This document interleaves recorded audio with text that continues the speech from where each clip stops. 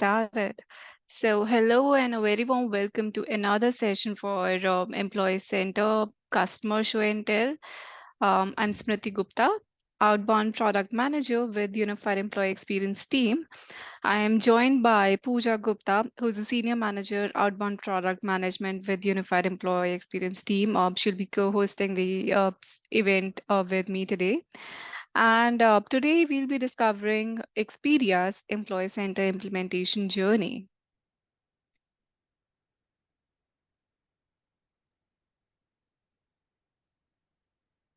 So today's session is part of Live on ServiceNow Events Umbrella, which is a curated event series to connect you with ServiceNow experts. And you can see the schedule for other events under Live on ServiceNow umbrella by scanning the QR code on the screen. Just some basic housekeeping rules for this session. We'll be recording today's presentation, but the recording will not be shared externally. Since today's presentation is confidential, please help us maintain the confidentiality of the content in this session by not copying, recording, or sharing the content of this presentation. We'll try to answer your questions throughout the duration of this session. So please keep us posted on your questions in the Q&A panel. And we'll also try to dedicate some time towards the end of the session for any questions or comments that you may need to discuss. After the event, you'll be prompted for a very short survey. Please do help us improve by providing your valuable feedback.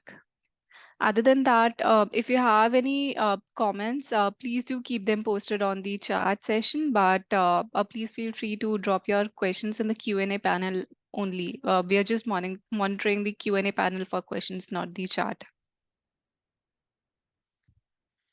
So just to set some context there, we'll start with an introduction to Employee Center.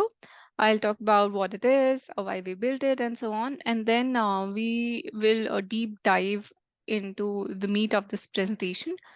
That is deployment story for Expedia.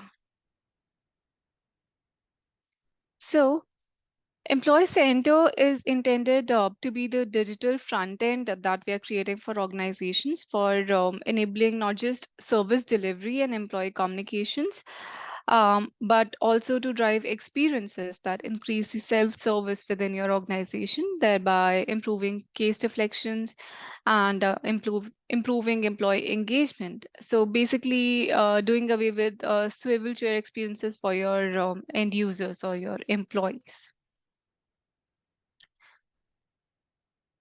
So I won't go super deep in this slide since we're all excited for the Expedia story today. But in terms of our vision, we are looking to build a unified employee experience platform that delivers capabilities across three key themes. The first one is focused on service delivery. So it is making sure that these services are built with a purpose and offered in an easy to understand language for the employees. The second theme is targeted communication that makes sure that the employees have the right kind of information highlighted for them at the right time. And the last theme we have is unified systems that ensures that the employee experience platform is actually being able to connect with multiple different systems and provide a unified experience.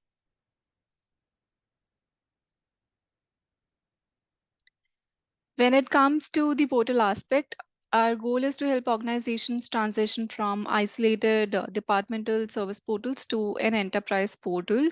So most organizations currently have siloed portals. So there's a separate portal for IT, a separate one for HR, and so on. And then they might have different point solutions like Workday or SAP or something else. And then there are multiple different places where employees and managers need to go to get their tasks done. What we want to do is we want to help organizations move away from those siloed portals to an enterprise portal that is multi-department in nature and acts as a single access point for many different applications. So you will see Employee Center comes with two packaging, Employee Center Standard and Employee Center Pro. Now, Employee Center Standard has the ability to connect multiple different departments and offer that unified service portal experience. And then Employee Center Pro actually extends it with capabilities such as app launcher, employee communications, experience and service feedback, enterprise search, employee news, and many more such advanced capabilities, which is basically being able to search um, and provide that enhanced search and browse experience within your employee portal. So Employee Center Pro literally elevates the foundation that you have created with Employee Center Standard for just offering services to creating more engaging and modern experience for employees. There's a lot of content to be covered with respect to Employee Center Pro and Standard, but this is not the right platform to deep dive into those details. So I'll just let you have access to these other events that we are organizing on an ongoing basis. We have academy sessions to deep dive onto our features and capabilities. Then we have office hours, employee communications office hours, and deployment office hours, where the product and engineering team sits with you every month to resolve your questions live. And then we have the product webinars ongoing. So all of these details are also present on our Employee Center Product Hub. You can see the link on the screen and the QR codes. With that, moving on to Expedia's implementation.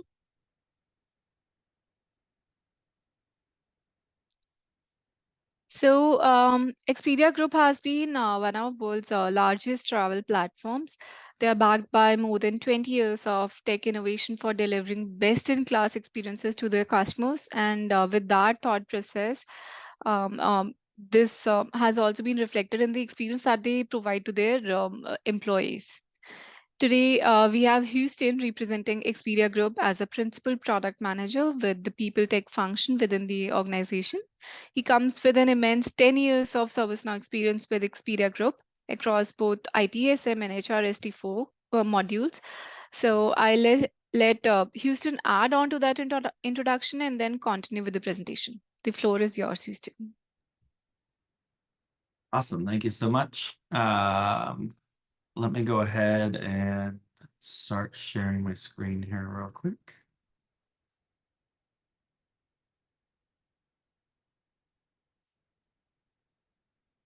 And just to confirm, do you see the presentation side or the notes side? We see the note side. Okay. Perfect. So thank you so much for the introduction. As you stated, I'm Houston Chatham Wright here with Expedia Group. I've been here for 14 years. And just for context, I sit within the people technology space. And so people technology at Expedia Group is essentially the HR tech that supports HR, employee communications, as well as I&D, so inclusion and diversity. And then we are connected at the hip to our peers over in corporate IT who own the ServiceNow platform. So what we'll talk about today will be about that journey with multiple teams across EG to be able to launch our Employee Center Pro instance. High level, we'll talk about just, Expedia Group as a whole, so you can know a little bit more about us and our staffing, our evolution, and then we'll go into more of a deep dive of where we started, take a look at where we are today, our technology landscape, and then show a couple of capabilities that we have within Employee Center Pro. So for those that are not familiar with Expedia or might think of Expedia and Expedia.com as the primary. That is one of our brands, but so you know, we actually have over 20 globally relevant brands.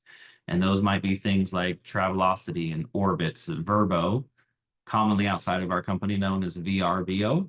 But we have over 20 relevant brands, 200 travel sites, and we operate out of 70 different countries. From an employee base, we have a little over 16,000 employees, 4,000 contingent. They operate out of either virtual locations or 110 offices in 48 countries. So we are very globally diverse. One of the things I will say as we do move through the presentation today, just for awareness, we are a heavily desked population. So I do know that different industries have different employee bases and where you need to meet them. One thing I will say is a lot of what you see today is focused around the fact that our employees are desked or always on a laptop. And so I'll put it out there right now, our approach is really that desktop experience and ensuring the desktop experience is mobile friendly. So everything we do, we make sure that when you go to AskEG, which is our Employee Center Pro on your phone, that you're getting that same consistent experience, but we don't actually use the mobile app and we don't heavily focus on the mobile side just because of our employee base. So as we think about our evolution, this is our high level over the last 6 years, kind of where we've been and where we started our journey. So we started, as most do, we started here with HR having a portal and IT having a portal separate from each other. They were both just service portals. HR only had knowledge at the time, and then it was supported by email addresses that had inbound actions to create cases for us. IT did have a catalog. So that's really where we got started. We got to understand what are our case volumes, what's happening, really, how are we supporting employees and start getting that first kind of toe in the water, if you will. Then in 2020, just prior to COVID, right at the beginning of the year, we launched People Hub, which was the Employee Service Center. And so we moved on to that. IT remained on their service portal. But one of the things that we wanted additional capabilities like AI search, content publishing and campaigns was a huge one for us as we try and make sure to provide pertinent information to our employees. And then we also launched the virtual agent. You see a gap here as we get to AskEG in 2022. A lot of things happened between 2020 and 2022, so we were focused on some other things. But as we transitioned into the beginning, March of 2022, we did launch Employee Center Pro. And it was the first time that we have brought facilities, IT, and HR together on a platform. We launched Employee Center Pro, and then the core capabilities with that initial launch were things like the dynamic topic pages, journey management, the mega menu, virtual agent for IT, as well as universal requests. And the universal request was a big one for us just because we were now in a shared environment, which meant there wasn't as much distinction or confidence when a case was open that they knew exactly where it was going.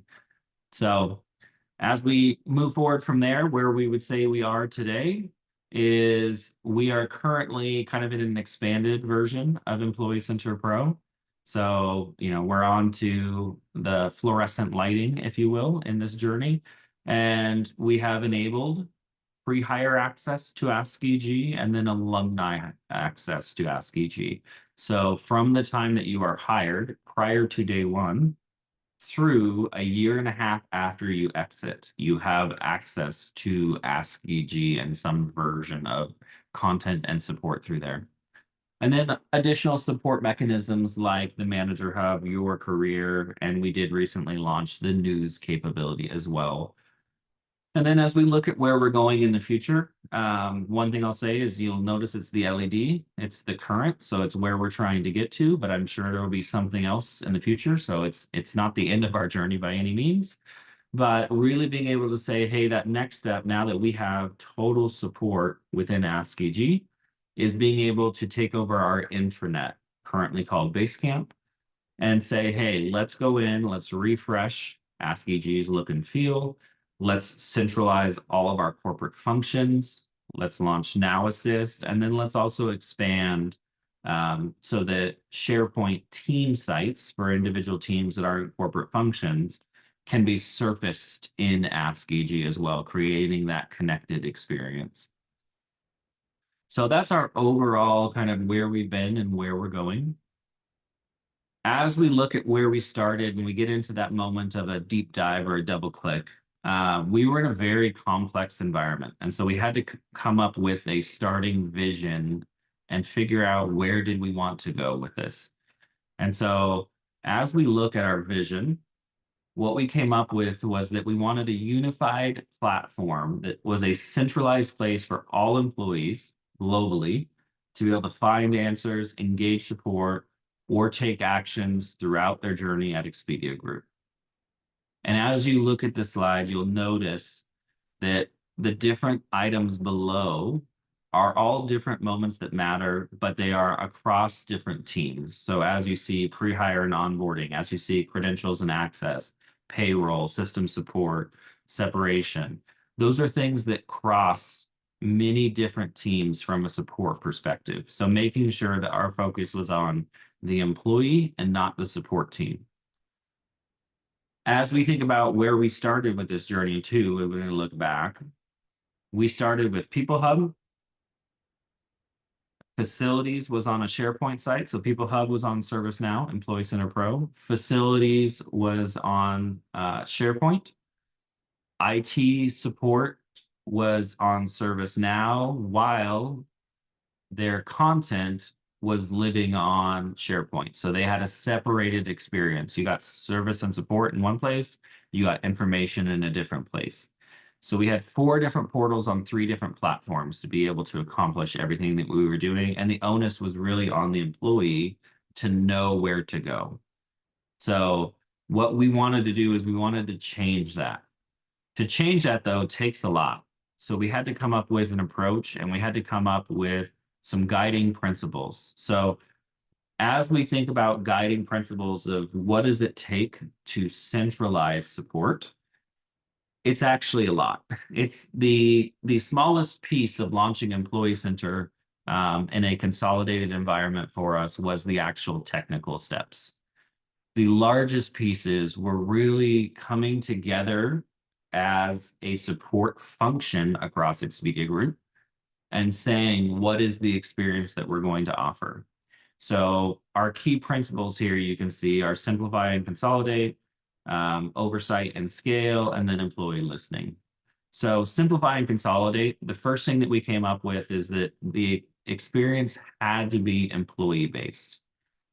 And when we talk about employee-based, we're talking about, it's not about the support team. It's not about what does IT do and how do they support? What does HR do and how do they support? It's about the employee who doesn't care who is answering the question. They just want to be able to find their answer or ask their question and have confidence in the answer. That also led us to the fact that we need to be team agnostic. Everything that we did within the portal needed to be team agnostic and needed to feel cohesive. We couldn't have one page or a series of articles that are like, call us, text us, chat with us, do all these things, and then go to a different team and be like, open a case is your only option. So how do you make it feel cohesive so that somebody's like, I don't know, sometimes the button's there, sometimes it's not. I don't know when it is and when it isn't. That's the onus being on the employee, which is not what it should be. And then another key for us was to have success metrics, but ensure that they were aligned across the teams. So being able to go through and truly understand that when we are each talking about the services that we are offering, we're doing that in a consistent manner. And that leadership and others understand that when I say this is our DSAT or this is our search functionality or our tier 0 effectiveness, others understand what that means and they're measuring theirs in the same way. Then some other key things for us were around governance.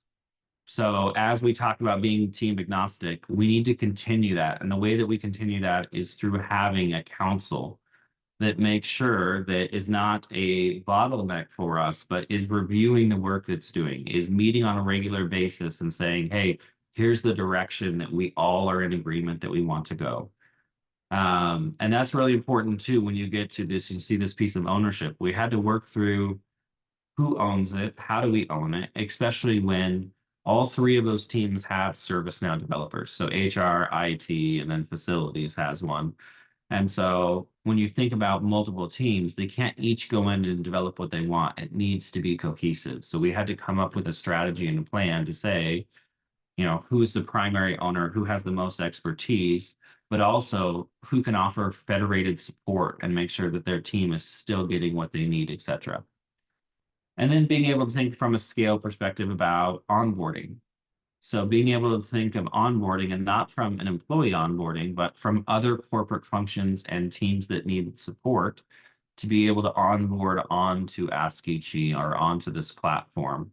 So making sure that what we're doing and the way that we are rolling this out and the way that we are building it allows for scale. And then our third option was specifically around listening. This is probably one of the most important ones, and we kind of touched on it with the employee first UX above, but it's all about the employee. If you build something off the perception of what you think somebody wants or what you've heard, know that it will not solve for everybody. And so we took a lot of different things into account when we did this. One of the things we did was we did employee feedback sessions, many of them. We went through designs. We asked them, please order a Miro license, and then watched how they navigated or how they would think they navigated to it. We champagne launched to IT and to people team 2 weeks in advance of the company so that they could go in, play with it. We could get feedback. We could get a lot of things that we could then fix or tweak prior to the full launch. And then another key for us was iterating with intent. It was hard for some in this program, but one of the things is you can't be reactionary. Any change causes friction. So you cannot hear a group of people say, oh, well, I just did this and it was that and it was a bad experience. You do need to listen to that, but you also need to give it a little bit of time for people to learn and change the behavior and then be able to understand where do those pain points remain. And so the biggest thing I can say is not to be reactionary. It's to be decisive and say, hey, we hear it. We're tracking it. If it feels like it's truly getting to a big enough problem, we will make a tweak, but you should never be making tweaks in probably the first 3 or 4 days. You need everybody to be able to use it. You need to truly understand and make sure that you're not making a decision based on the loudest voices. And then the other thing is utilizing data. So being able to utilize that passive data that isn't from listening and say, hey, what are we seeing? Where's the adoption? Where are we seeing the most visits? Where are we seeing the most amount of time, which might not be a great thing? And be able to balance all out and feed all of those things into the decisions that you then make as you go in and make tweaks in the system. So that's kind of where we started and the principles that we took. So now we want to show you where we are today. I'll pause for just one brief moment because I do see 2 questions before I move on. How have you increased adoption of the virtual agent? We've deployed it, but we don't see much uptick in the chatbot or live agent. What I would say with that is actually, it's a continued conversation we have here. Virtual agent makes up roughly 7 to probably 9% of our interactions. And it is, as I talk to many other companies, because we like to level set and benchmark, it's roughly about the same for them. It's not a high uptick. I think there's a couple of different things that influence it. Predominantly, a lot geographically, when we talk to employees, don't feel comfortable putting, from an HR perspective, confidential information into it because it feels conversational. We've tried working through that. We've done a lot of different steps about ensuring the confidentiality, telling them that it's, the same security, it's the same privacy, all of these things you have when you're using the portal directly. But a lot really from the HR perspective don't leverage the HR virtual agent. We do see most of the adoption come from the IT side. Needing support and eventually getting to live chat is a very heavy one for us. But we, at this current point in time, have not focused heavy on the virtual agent from a driving more adoption there until we get to something like Now Assist, where it's more conversational, but also is not just referring you over to an article in the portal. It's providing a lot more answers without us having to build out a full conversation for every one of those questions. So we're slightly in a holding pattern while we do make sure that we do maintain it and we ensure it's a good experience. We just haven't put probably too much time into that. And then the other one was about resources to support portals before and consolidation. The consolidation was slightly different for us because the resources were spread across multiple teams and were also spread across multiple tools. So as we did go through and get to a point of no longer being on SharePoint for different portals and moving that support in, those teams then were just able to refocus on other items and work on other priorities. And then we have actually increased, because we've been so focused in AskEG, we've actually increased the amount of support and resources that we have currently on ServiceNow. So it is one that is a very important thing to us, but we actually didn't consolidate or reduce staffing in any way. We centralized them and increased staffing because of the needs and the functionalities we have now. So taking a look at our landscape, and then we'll get to more questions once we go through this. Looking at our landscape today, and then the approaches that we took. It will advance. There we go. So looking at our technology landscape today, what you can see is we, from the engagement platform, offer web, mobile web, not the app, Slack, and then virtual agent. And the virtual agent is also connected to Slack. So when we talk about Slack, it's used for both outbound communications, but it's also used for that virtual agent experience from that channel.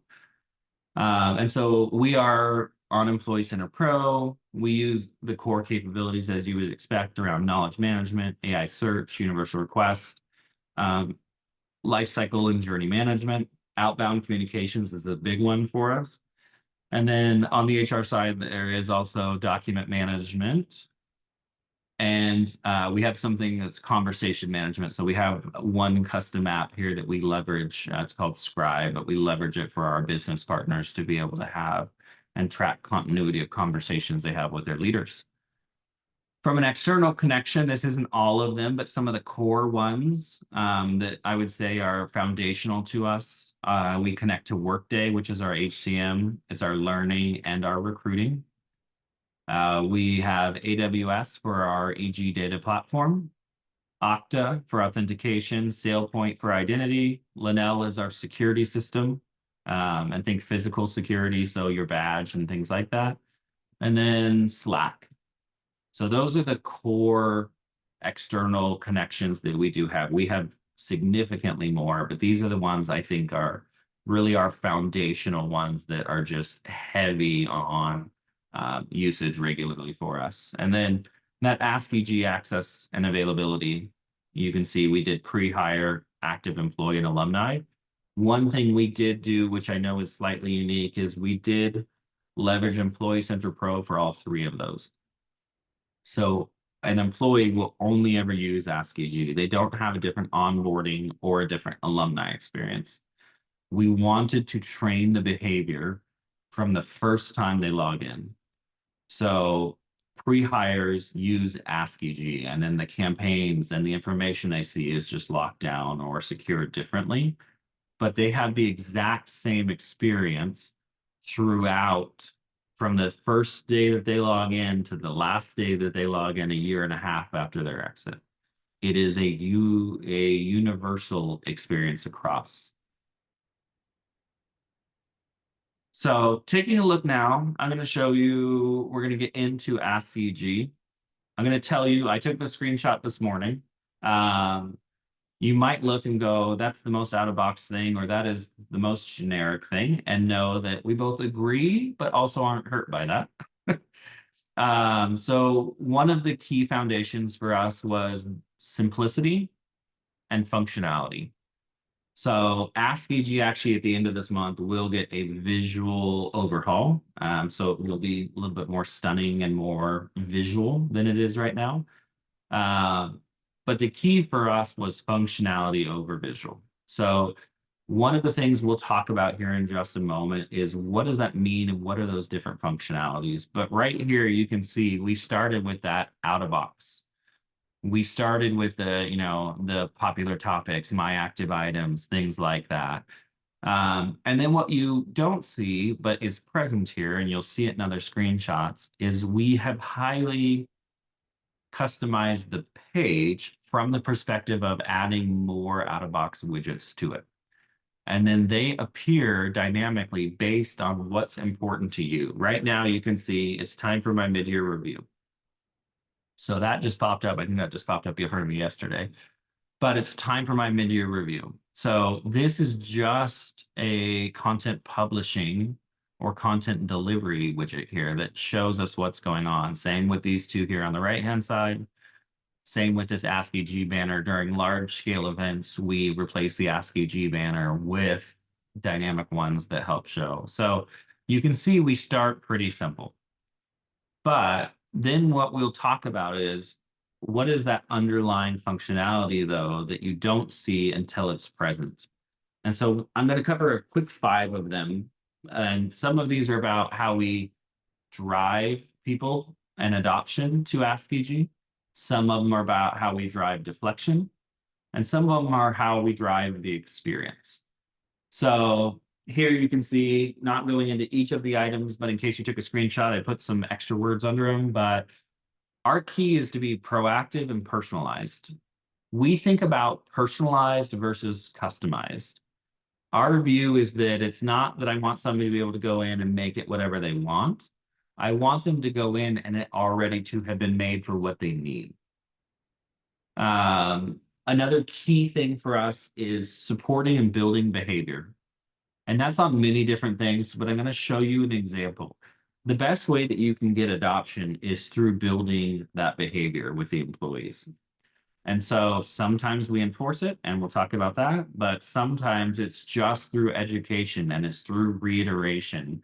And so we'll show a couple of those, and then we'll talk about some of the things we've done from a deflection perspective as well to really make sure that we're driving the best results. So we talk about proactive and personalized versus customized. So here, and in case they don't feel cohesive, it's because I just turned some on so you could see them. But here you can see we have the search bar.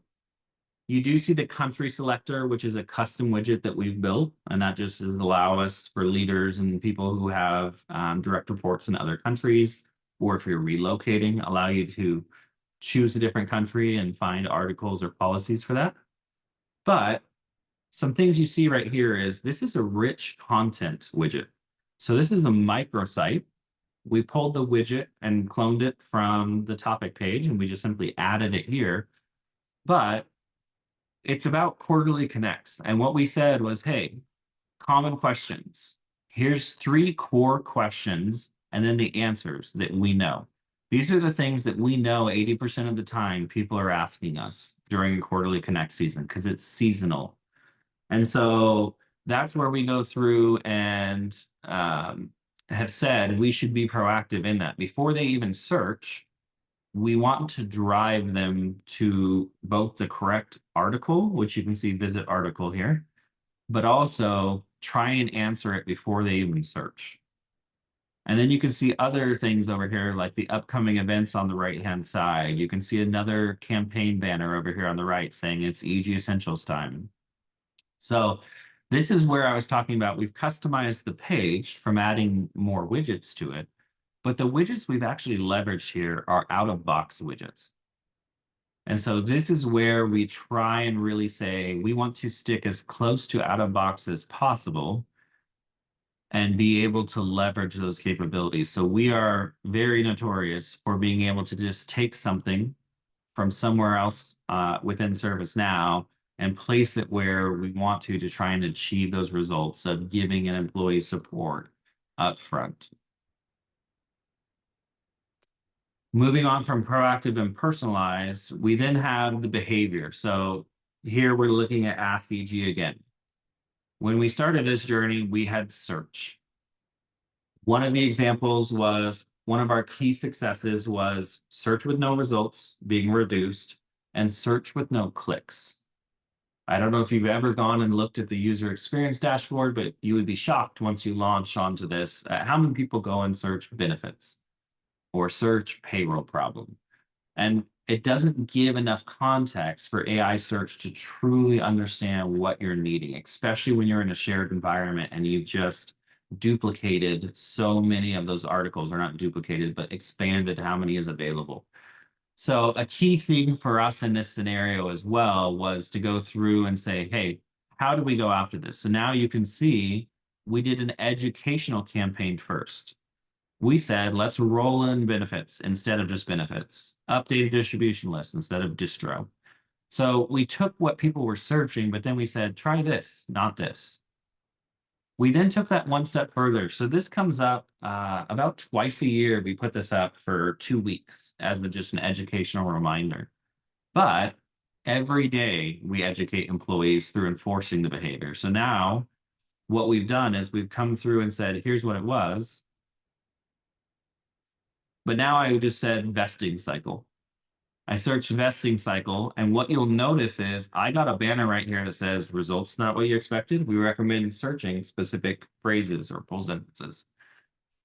And that's because I typed under a certain number of characters. So we have used a campaign widget here, or a content delivery widget, and we've just put a script in that says if the search result or the search term is less than, I believe it's 15 characters, then we should just proactively show this banner. And so what you can see in this scenario is I search this as me. So because I see every article, you see, I see Ireland tax saver. But what you're seeing here is you're seeing things that are not about the vesting cycle. When I go in though, and I search an appropriate one, I have a question about my RSU vesting cycle. The top option for me, even still seeing all articles, is now the appropriate one for RSUs. So that's how we try and drive. You'll also notice when I search that full sentence, I no longer got that banner here at the top. So those are some key things that we think about and the way that we try to, with technology, enforce the behavior that will allow, when followed, the better experience for the employees.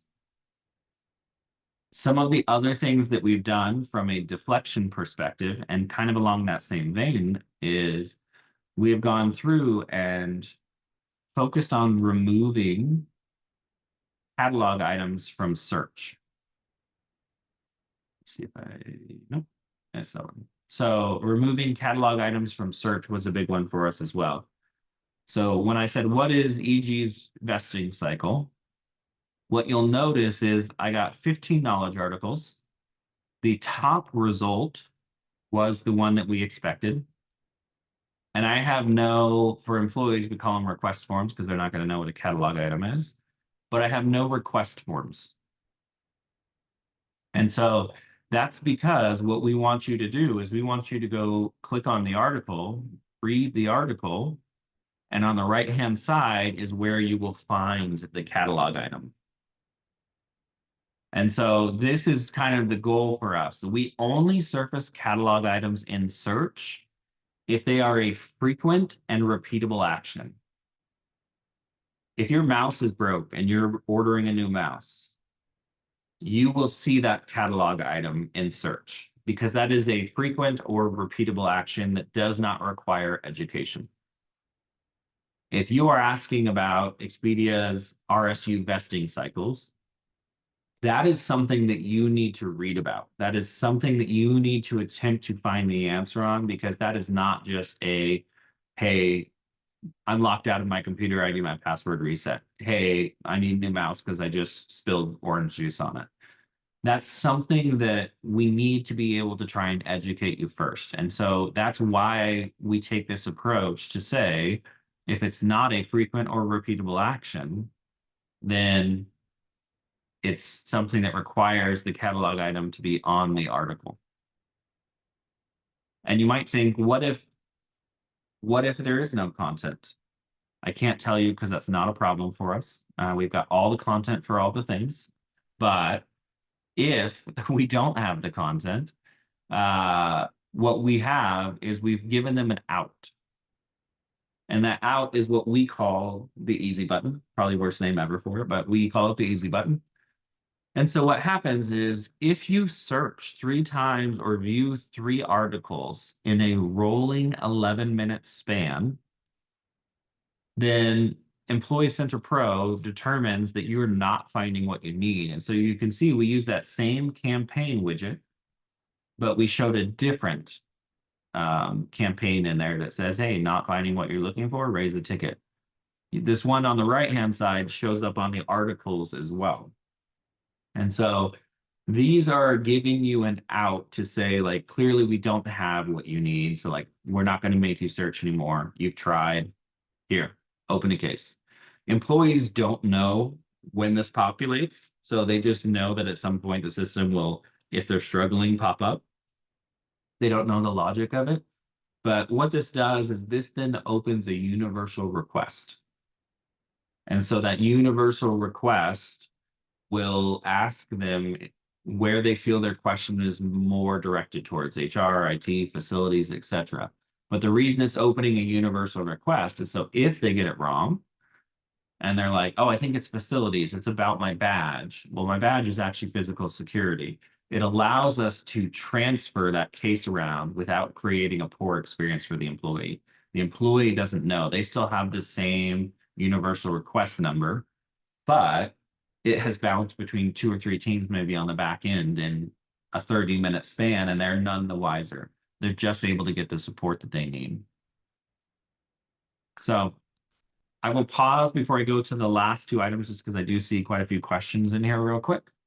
So I don't want to get too far away from it.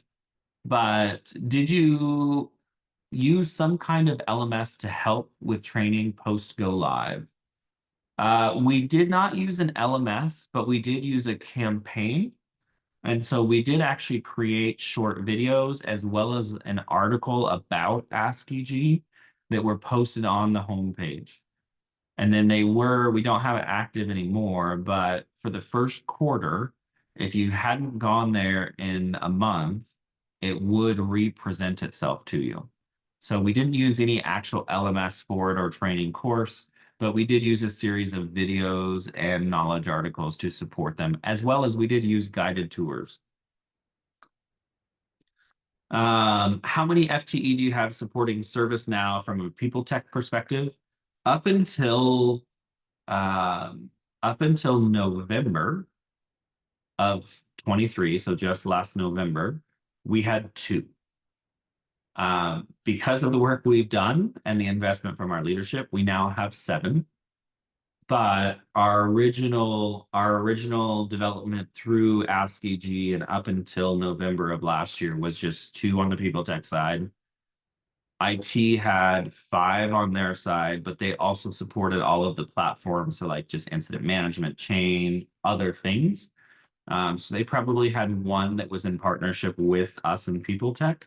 We took the lead for development of AskEG, and then they were just the platform owner, so they provided the platform as a service.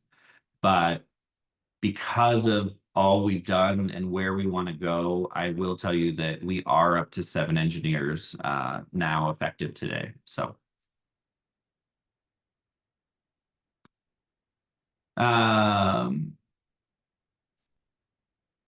has the third-party integration with business apps robustness? Oh, how has the third-party integration with business apps robustness been? Have you been able to embed these into Employee Center Pro? So we actually have not had too many issues there. The only one I will say is that the integration with Workday, we do have some custom RASs or reports as a service that we have pulled. And that's just because we did pull career and skill data before employee growth and development had launched. We also pulled a couple of different things from Workday just for some internal things that we were working on. So we do use the out-of-box connection, but we do supplement the Workday one with two report as a service integrations. Everything else, so as we think about AWS, as we think about Linnell and those other applications like Okta and IIQ or SailPoint, those are actually using the out-of-box integration, and we have not had issues with them. Really, the only one that we've kind of wanted just a little bit more from is that Workday one. Slack integration experience. So kind of going through that. That is one where it's twofold. We have a custom integration with Slack where we outbound. We do a lot of communications, reminders. So like if you haven't done your quarterly connect or your review, you will actually get a Slack nudge from us. So there is an app in Slack called People Team. And then there's a Slack condition in ServiceNow that allows us to push content delivery out through Slack. So that one is a custom one we wanted because of the outbound communications. The inbound, though, we do leverage the out of box, and that's what connects to our virtual agent. The experience using it is pretty on par with what it's like using the portal. The only difference and where we get the most feedback, so we have slightly increased DSAT or dissatisfaction from employees, is that the Slack app doesn't have awareness that you have opened it. So it doesn't greet you and give you the options. You have to type something, and we have over 50 keywords that catch, like if you say hi, hello, that then start that experience for you.